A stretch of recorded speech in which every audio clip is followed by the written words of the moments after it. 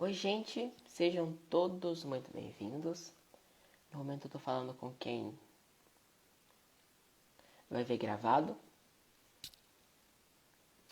Aí começaram a chegar. Hoje o tema da nossa live é sobre feminismo. Nós vamos falar hoje sobre falácias que o movimento feminista te conta, tá? E que você pode ter acreditado ou não.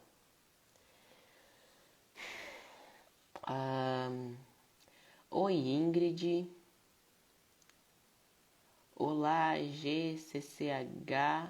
Oi, Cristiana, né? Oi, Eduarda, tudo bem? Então, gente, o tema da nossa live hoje é justamente isso que vocês estão vendo aqui. Nós vamos falar um pouco sobre as falácias, sobre as mentiras que o movimento feminista te contou e que você pode ter acreditado. Regiane Cistileira, que é uma pessoa que eu gosto demais. Só esperar ela entrar. E já vou avisando, gente, tem uma caixinha aqui enorme, cheia de falácias aqui pra gente falar depois. Oi, Regiane, tudo bem? Oi, cheguei. Tudo bom? Eu tô bem, graças a Deus. E você? Tô vendo que assim tá vermelho, tá muito frio por aí. Tá, na verdade, eu coloquei um filtro, né? Porque tá tão frio que eu não vou me Ah, maquiar pra fazer a live, porque eu não tenho coragem de colocar água gelada no meu rosto depois. Tá fazendo 3 graus aqui agora, com nossa, sensação de 1. Tá bem nossa. frio. Aqui deve estar uns 18, 16, por aí. Não deve estar tão frio assim, não. Vocês já estão de moletom, né? Ah, eu já tô com cobertor aqui. Meu Deus, aqui fez tava -1 de manhã, né? -2 Menos de um? manhã. Nossa, credo, não dou conta disso, não. Fico pensando eu acordando 7 da manhã pra ir pra escola nesse frio. Nossa, não dou conta disso, não. Quando Nem. eu fazia faculdade, às vezes a gente voltava da faculdade porque eu chegava em casa às 11h30, meia-noite, né? A -1 grau, -2 graus, indo para Nossa, casa, caminhando. Era bem gente do céu. puxado. E trabalhar a -4 graus de manhã, Não, olha. nossa, Deus me livre. Nossa. E nem E cai você neve, tá. né? Pois é. Você tá conseguindo me ouvir direitinho? Minha imagem tá boa, tá? Pra Então mim tá tá bom. ótimo. Então tá. Rê, eu quero te agradecer primeiro por ter aceitado o convite de estar aqui pela segunda vez, né? Você sabe que eu gosto demais de você, tenho uma admiração enorme por você, você sabe disso. Então eu Meu fico muito filho, feliz. Então eu fico muito feliz em ter você por aqui. eu que agradeço. Na verdade, eu vou te contar, 3 graus aqui não é, mas nós estamos no Brasil, né? Tá bem longe, então aqui para nós é frio os 3 graus. É. Eu cancelei praticamente todas as minhas lives que eu já tinha agendado. Eu mantive a sua e mais uma até agora, que eu ainda mantive porque a outra não é sobre feminismo nem nada assim, que eu realmente estou bem sobrecarregado. E a sua eu tive que manter, porque faz 2 meses já que a gente agendou. E, obviamente, eu também tenho um carinho por você, eu sempre te chamo de filho, né? Meu filho não gosta muito, mas eu te considero como filho, a gente conversa como se assim fosse. E é muito bom estar aqui, aprendendo com você também. Nossa, eu que fico feliz. Ah, inclusive quero te avisar que hoje saiu o seu módulo no Farol. Amanhã vou chegar em casa, vou maratonar tudo, assistir todas as aulas, igual eu fiz com os primeiros, tá? Nossa, eu assisti Depois aquelas me aulas. conte. Conto. As primeiras aulas, vou contar, eu assisti assim, em menos de uma semana eu já tinha visto todas. Todas. E, tipo assim, 3 dias eu já tinha acabado todas as suas aulas do Farol. Agora não vai ser diferente, vai ser a mesma coisa. Vou tentar Tá, bater tempo depois. recorde, pra fazer menos. Não enjoa da voz? Porque eu enjoo da minha Nada! voz. Não, eu também enjoo da minha voz. Eu tava assistindo as aulas do meu curso, depois falei, gente, pelo amor de Deus. E aí, tipo, não, mas não enjoa, não. Eu gosto muito das suas aulas, sim. Ai, que Mas, bom, eu fico feliz. Manda. vamos ao ponto, né? Que eu tava conversando com você que é triste, é assim, desanimador a gente ter que estar aqui falando sobre mentiras que o movimento feminista te conta. Né? A gente está aqui falando sobre você ter sido enganado provavelmente durante um tempo da sua vida, né? Então, eu digo o seguinte, eu gosto muito de estudar sobre feminismo, sobre aborto, mas ao mesmo tempo que eu gosto, me deixa triste de saber que isso acontece. Me deixa triste de saber que tem pessoas que não veem o óbvio e a gente tem que estar aqui falando esse óbvio, né? Então, inicialmente, podemos falar por aí, né? Como a mídia trata o feminismo. Por que as pessoas caem tanto nessas mentiras que o movimento feminista conta, né? Então, se você quiser começar, fique à vontade. Realmente, às vezes eu olho e eu acho até engraçado, porque você me mandou, só um pouquinho. Ai, tá difícil, gente. Você me mandou a listagem dos assuntos, né, que nós iríamos tratar, e tem coisas que eu olho, assim, são atribuídas ao feminismo, e eu penso, gente, sério que vocês acreditam nisso? É sério mesmo que a gente tem que perder tempo falando dessas coisas tão simplórias, tão insignificantes às vezes, né? Mas a gente tem um problema que nós estamos inundados no feminismo cultural, que é aquele feminismo da sociedade, né? A live vai ficar salva. Aquele feminismo, aquelas ideias feministas que a gente vai desenvolvendo e, de certa forma, elas alimentam a ideia do feminismo radical mesmo, o feminismo verdadeiro. Por quê? Uma pessoa que se diz feminista, que defende o feminismo, acreditando naquelas mentiras mesmo, ou acreditando que sim, é por direitos iguais, um dia, se fosse necessário levantar bandeiras, ir à guerra, por exemplo, a guerra ideológica, né? Essas pessoas seriam mais fáceis de abraçarem a teoria feminista do que aquelas que ignoram completamente. Mas a mídia realmente tem pintado o movimento feminista como algo excelente, como realmente a luta por direitos iguais e a luta por direitos trabalhistas, sempre aquela coisa dos direitos iguais, como se fosse uma coisa ótima. E aí, o cidadão comum, né, o afegão médio, ele olha para tudo isso e pensa, mas por que eu vou ser contra? Porque eu realmente acho que as mulheres precisam sim ser valorizadas dentro das coisas que elas realizam, elas realmente merecem ter valor, elas realmente merecem seus direitos.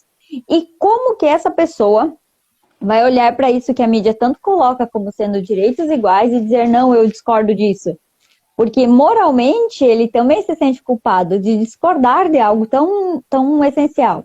Tanto é que se a gente for analisar lá sufragistas, o momento dos sufragistas, por exemplo, das sufragistas, havia muitas reivindicações legítimas daquelas mulheres.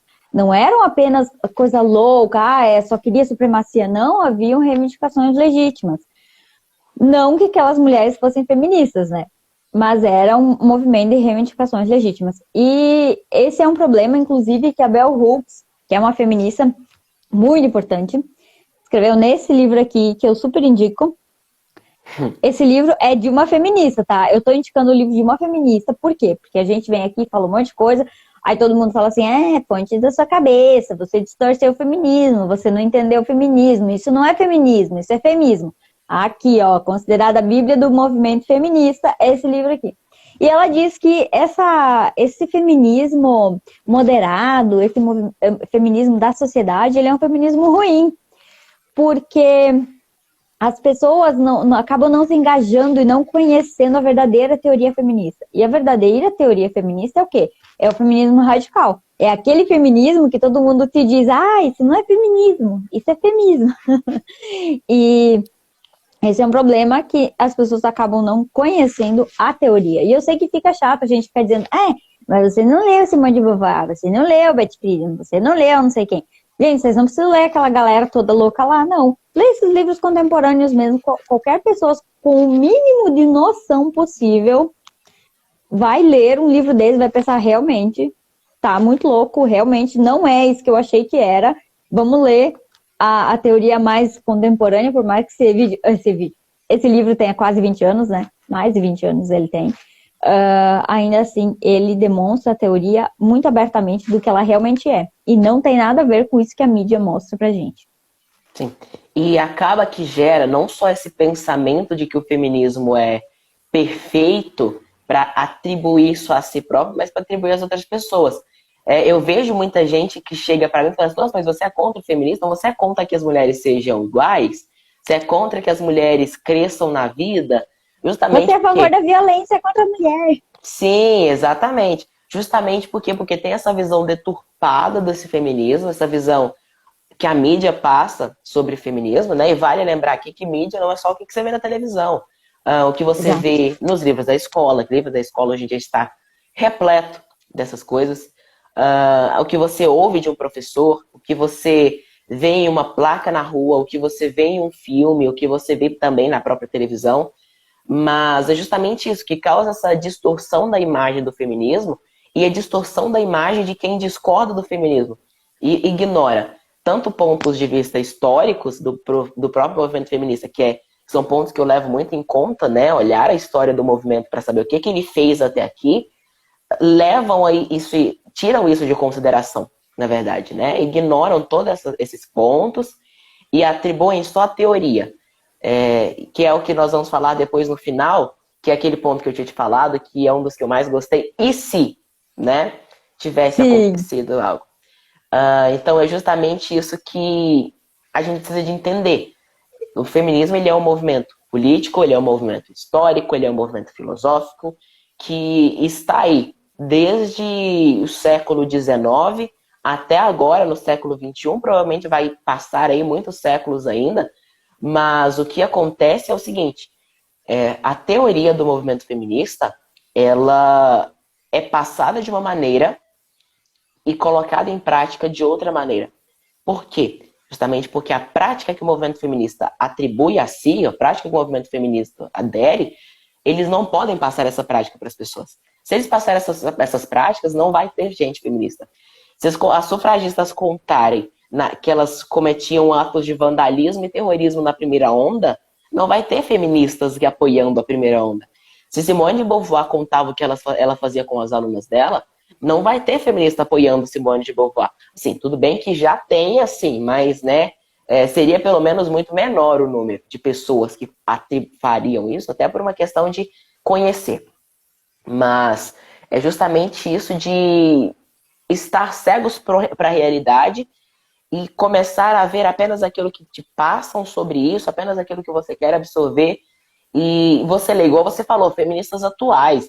Eu li um livro recentemente, inclusive, não me lembro exatamente da feminista, mas ela falou assim que ela queria o fim do sistema prisional, que ela não queria que existissem mais prisões. Aí a gente vê essas feministas aí no geral com ideias que são completamente idiotas, vamos dizer assim. Que você olha e fala, mas não é possível que tenha alguém que escreveu um livro, que gastou um tempo escrevendo um livro para falar isso. Não é possível. Então, assim, essa visão justamente da mídia, essa visão deturpada do feminismo, que atribuem ao feminismo e atrapalha todo mundo, toda a sociedade, né? Porque aí a gente olha e a gente pode muitas vezes ser enganado por essa mídia, porque nós vemos, igual você falou, a gente olha e fala assim, gente, mas quem que não quer isso, né? Mas que as mulheres sejam levadas em consideração, mas quem que não quer isso, né?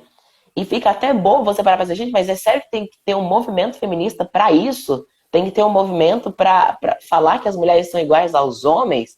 Então acaba que entra nessa contradição de você mesmo, né? E você E olha se e... todo mundo concorda que realmente, assim, a grande massa, vamos dizer, as pessoas, a grande maioria concorda que homens e mulheres devem ser tratados de forma igual. Então nós não precisamos de um movimento, porque as pessoas automaticamente elas já defendem isso, elas já tiveram uma evolução social a ponto de entenderem que isso é necessário, que isso é bom, que isso é justo, correto, né? Por mais que nós sejamos diferentes entre nós. E uma coisa que você falou, só voltando um pouquinho, sobre você ler e pensar, sério que alguém escreveu isso? E realmente, antes ainda de eu ter bem firmado, assim, as coisas que eu defendia, né, que eu defendo, e eu ainda aplico um pouco isso. Toda vez que eu vou ler alguma coisa, eu fico lendo, será? Mas será? Mesmo que seja algo assim, por exemplo, vou lá ler, vamos supor que eu fosse ler Bell Hooks e fosse ler Ana Campanholo, né? Então eu começo a ler Ana Campanholo, começo a ler, mas será? Será que é verdade? Mas não, eu vou ver, eu vou pesquisar isso aqui. Não sei se ela tá falando a verdade, sabe? A gente tem que parar de partir do pressuposto de que tudo que alguém escreveu é verdade. de que tudo que foi falado é verdade. Porque assim, eu, por exemplo, eu leio esse livro aqui e eu só tenho críticas a ele. Tanto que um dia ela falou, eu tava lendo aqui, e ela fala algo assim, a maioria das mulheres, ou quase todas as mulheres, 70% das mulheres, alguma coisa assim ela falou, né? E eu pensei, ué, de onde saiu esse dado? Aí eu olhei nota de rodapé, não tem. Procurei no final do capítulo, não tinha nada. Olhei no final do livro, não tem notas. Ela tirou fontes da cabeça dela. Literalmente. Não, você Mas quer quando ver? nós... Fala. Citando até um outro livro, esse aqui, Feminismo pra quem? Ela tem um capítulo que ela fala unicamente sobre aborto. E nesse capítulo eu me contorcia de tanta raiva de ter que ler isso aqui. Porque eu fico pensando, gente, não é possível que tenha alguém que acredita nisso até hoje. E eu vou falar pra você uma coisa. Eu fiquei com esse pensamento, será que isso é verdade? Lendo o livro da própria Ana Campanholo. Que eu lia coisas ali que eu falava, gente, mas é sério que alguém fez isso? É sério que isso realmente aconteceu? É sério que passou na cabeça de alguém de fazer isso? Sabe? Então duvidar da própria realidade, né? Assim, duvidar, gente, mas alguém é capaz disso, né? Pode E a continuar. gente precisa fazer essa leitura crítica, porque assim, quando eu estava lendo Betty Friedan, teve umas coisas que eu estava lendo e falei, mas ela tá certa. Ela não tá tão errada, sim. Uhum. Sabe? Mas por que isso aqui tá errado? Porque assim, você parte do pressuposto que Betty Friedan é horrorosa e que você tem que contestar toda a teoria dela. Não, lá dentro tinha alguma coisa que fazia fundamento. Tanto fazia fundamento, algumas coisas, que se não fosse assim, se ela estivesse tão errada assim sobre como a mulher estava se sentindo, o livro dela não teria feito o sucesso que fez e ela não teria mudado uma geração. Então a mulher realmente estava dentro de casa se sentindo ociosa, sentindo-se inútil, porque ela tinha uma transformação social que acabou de acontecer com a Revolução Industrial, os eletrodomésticos, né? Antes a mulher precisava plantar o trigo, bater ele, colher, bater, fazer a farinha para fazer o pão. Agora ela tinha uma máquina de fazer pão. Ou ela poderia simplesmente ir comprar pão. Pronto. Sim. E é uma mulher que perdeu o seu sentido, que antes era o sentido de ficar dentro de casa, né? E agora ela estava se sentindo frustrada. Então Betty Friedan estava certa? De certo modo, ela estava certa. Só que a solução que ela deu foi a solução errada. Que depois a gente pode falar disso mais ao final, no último tópico. Mas essa leitura crítica, porque você vai ler Betty Friedan, você não precisa ler o livro que você vai ler discordando de tudo, ou concordando com tudo, mas qual é a finalidade daquilo que está sendo dito para você. Então, quando a mídia nos diz, o feminismo luta pela igualdade de direitos entre homens e mulheres. Poxa, igualdade de direitos entre homens e mulheres é algo bom, é algo legítimo. Tá, mas e aí? O que o feminismo fez para igualar? Além de gritar. Além de uma gritaria, de algazarras, de textões na internet, de textões em blogs, o que o feminismo fez? Efetivamente o que ele fez? Aí, não mudou leis porque não tem mulheres eleitas. Poxa, então o feminismo falhou em eleger mulheres, se essa é uma questão. Então, tudo que a gente vai olhando, se a gente parte do pressuposto da crítica, do pensamento crítico, você começa a ver que não é exatamente da forma que estão falando para você, né? É isso aí. Sim, e Volta, até Juliana, você. volta. E exatamente isso que você tinha falado dessa leitura, de fazer essa leitura crítica, né? É justamente você fazer uma análise longe dessas ideologias. Pega um livro feminista, abre esse livro feminista, ignorando todos os seus pontos, tudo que você é de antifeminista. Ignora tudo isso. Mas lê o livro antifeminista como se fosse assim, burro. Pegasse agora para ler qualquer coisa sobre feminismo. Você vai ver que mesmo assim, você ainda vai ter pontos que você vai discordar dentro do livro. Você vai ver que vai ter pontos mesmo assim que você vai olhar e vai falar o que eu te falei no começo. É sério que alguém gastou tempo escrevendo isso? Sabe? Você não precisa de discordar, de ter uma bagagem antifeminista, digamos assim, para ler um livro e ver que tem coisas lá que são erradas. No caso da Betty Friedan, igual você falou, Betty Friedan fez algumas análises, sim, muito boas, mas aí ela chega e fala o seguinte: mulheres são como judeus indo para um campo de... Mulheres casadas são como judeus indo para um campo de concentração. É uma análise que você seja feminista, você seja antifeminista, você seja daqui do Brasil ou da China, você vai ver que está errado. Você vai ver que é uma coisa que não está dentro do correto, né? Então é fazer essa análise fora desses posicionamentos e depois você analisa, olha, qual que é a solução que a minha ideia propõe para isso, né? Até porque o Mises, ele tem uma frase que eu gosto muito, que ele diz o seguinte: se você não tem nenhuma outra solução para um problema, é melhor que você não dê sua opinião. Então é o seguinte, você discorda do feminismo? Tá, e qual que é a sua solução então? Você tem alguma ideia? Será que realmente a gente precisa de propor alguma coisa? Sabe? É você parar e pensar, será que o feminismo partiu do meio certo? Tá, digamos que partiu. Mas será que o meio que ele quer alcançar isso é certo? Será que o que ele quer fazer para isso é correto? Aí você começa a fazer essas análises do próprio movimento feminista. E é por isso que o movimento feminista ele é também histórico. Por quê? Porque houve essas tentativas de alcançar esse objetivo do feminismo ao longo da história. Então você analisa a história, deu certo a história do movimento feminista? O movimento feminista fez coisa. Então a gente assim fala, deu certo?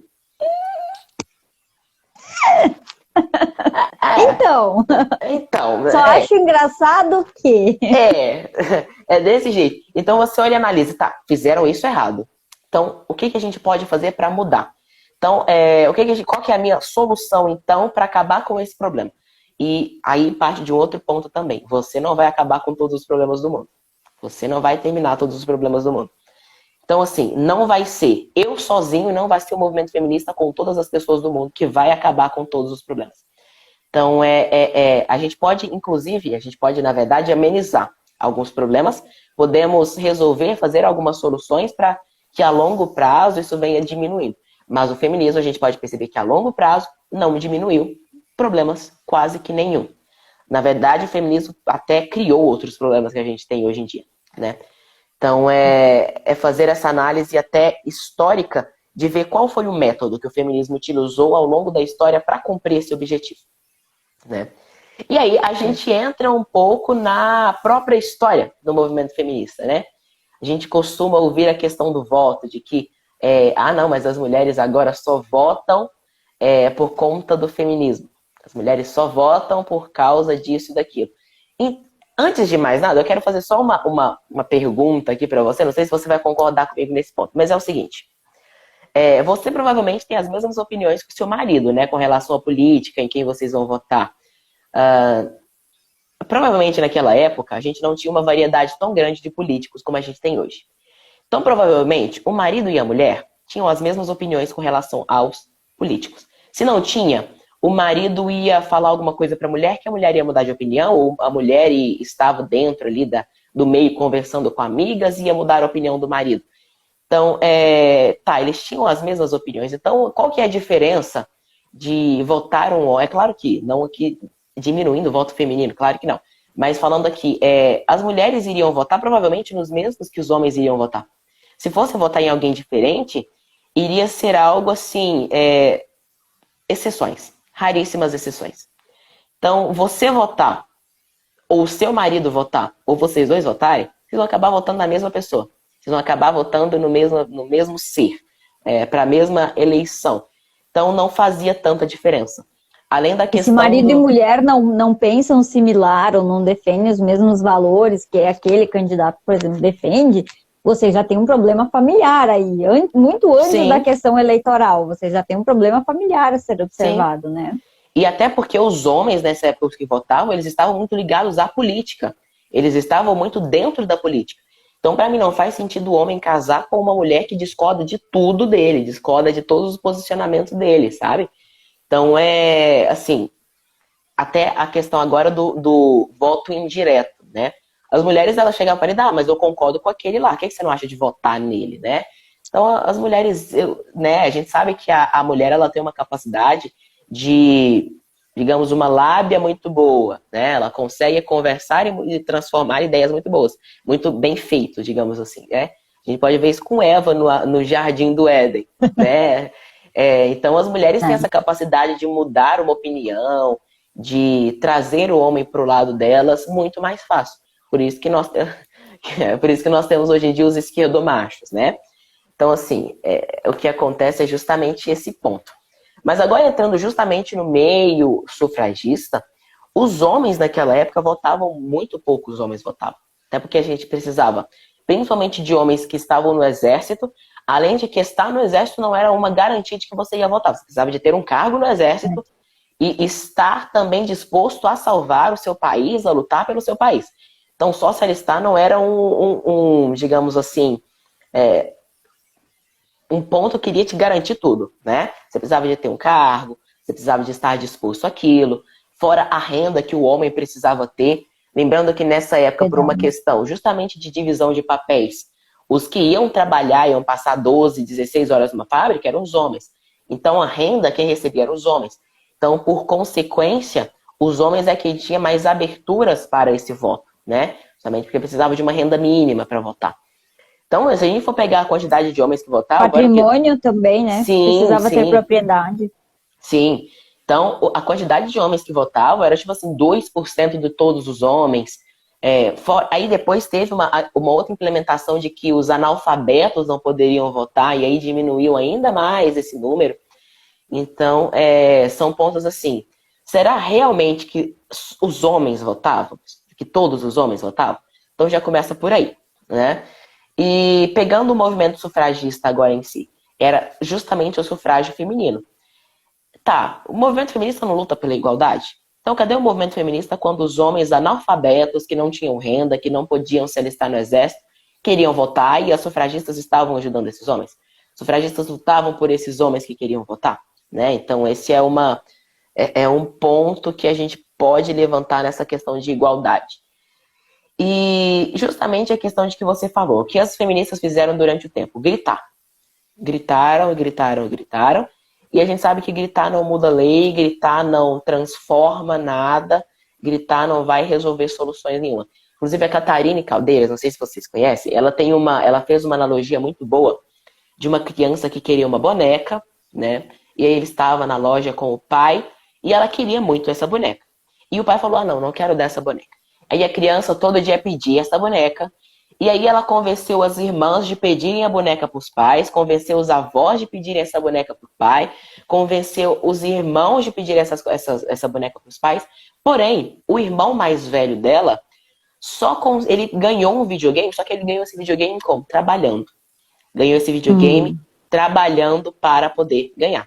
A irmã foi pedindo, só que depois de tanta insistência e de tantas pessoas insistindo, a irmã ganhou a boneca e a irmã saiu por aí falando, eu ganhei a boneca por mérito meu.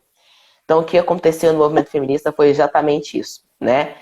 Os homens foram para a guerra, lutaram, conquistaram os seus direitos e falaram o seguinte, olha, não, mas eu não tive que lutar para conquistar isso?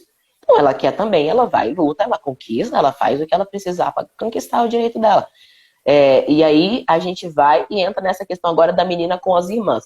Começou a gritar, convenceu um político, e esse político escreveu um projeto e passou para os outros, e os outros foram analisando.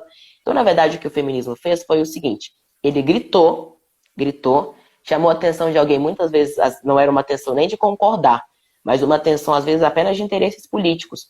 Eu fico pensando no político, olha, quer dizer que se eu der o voto para essas mulheres, é muito mais fácil elas votarem em mim. Então, eu chegar no poder é muito mais fácil. Então, às vezes, esse apoio que elas receberam, que foi um apoio aí que ajudaram elas nessa questão do voto, e que mostrou que não foi justamente só o movimento feminista, né? Tiveram ação de outras pessoas que tiveram muito mais influência do que o próprio movimento feminista, como era o caso dos conservadores, que a gente pode dizer aí que diversas das ideias pró-sufrágio feminino vieram dos conservadores, né? E Sim. dos cristãos em si, digamos assim, tanto que a reunião em Seneca Falls aconteceu numa igreja metodista, né? Então é justamente esse ponto de que não agiram sozinhas e não foram as que conquistaram. Elas apenas chamaram atenção para alguns pontos que provavelmente já estavam em alta, digamos assim, já estavam em pauta nessa época, né? Até para essa questão dos interesses políticos. Tem o livro A Era do Progresso, se eu não me engano é esse o nome, ele só existe em inglês, que fala que nos Estados Unidos, por exemplo, os republicanos, que seriam os conservadores, havia os republicanos e os democratas, como hoje existe, né? E os democratas a maioria ou não era casado, porque eles eram imigrantes, ou eles eram estrangeiros, no caso, né, que imigraram para lá, ou eles eram casados, mas suas mulheres não tinham muito interesse na vida política. E as mulheres republicanas já eram mais engajadas com política, já participavam de causas sociais, enfim. E a maioria dos republicanos conservadores eram casados, enfim. Aí às vezes eu troco. E foi, vamos dizer assim, uma jogada política dos republicanos ao concederem o voto para as mulheres. Por quê? Como você falou antes, a maioria das mulheres vai votar no mesmo candidato que o homem. Então, como eles eram a maioria casados, eles teriam mais gente votando no partido deles, garantindo que eles subissem ao poder, continuassem subindo ao poder, ao contrário dos democratas, que não teriam essa força política, e os republicanos teriam o dobro de eleitores, né? Em tese, o dobro de eleitores. Isso, aí é um ponto muito importante a ser falado, é que, assim, o movimento sufragista... Juliana tá gravando a aula. Nada, minha aula acabou 8h20. Acabou já. É porque toda terça e quinta eu tenho aula de inglês e às vezes eu entro em alguma live e eu tô no meio da aula de inglês. Falo, gente, tô na aula de inglês aqui, entro pra avisar, né? E aí eu saio, aí todo mundo sabe que eu tenho aula de inglês nesse horário. Mas acabou 8h20, viu, gente? Tô matando a aula, não. Acho bom. Mas antes disso, é importante a gente lembrar duas coisas. Uma, tanto no Reino Unido quanto nos Estados Unidos, por exemplo, a luta pelo voto, as sufragistas, nem todas eram o que se pode dizer hoje que é feminista. E a luta pelo voto da mulher não era pelo voto necessariamente, era pela propriedade. Então eram mulheres ricas e brancas. E essa é uma crítica do feminismo atual, né? Que aquelas mulheres só reivindicavam direitos para as mulheres muito ricas, que tinham propriedades.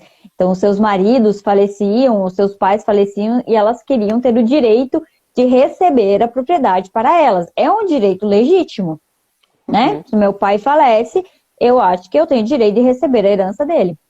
Aí nós tínhamos também nos Estados Unidos, eu falei isso na outra live, eu acho, a União das Mulheres pela Temperança, que era cabeceado pela Frances Willard.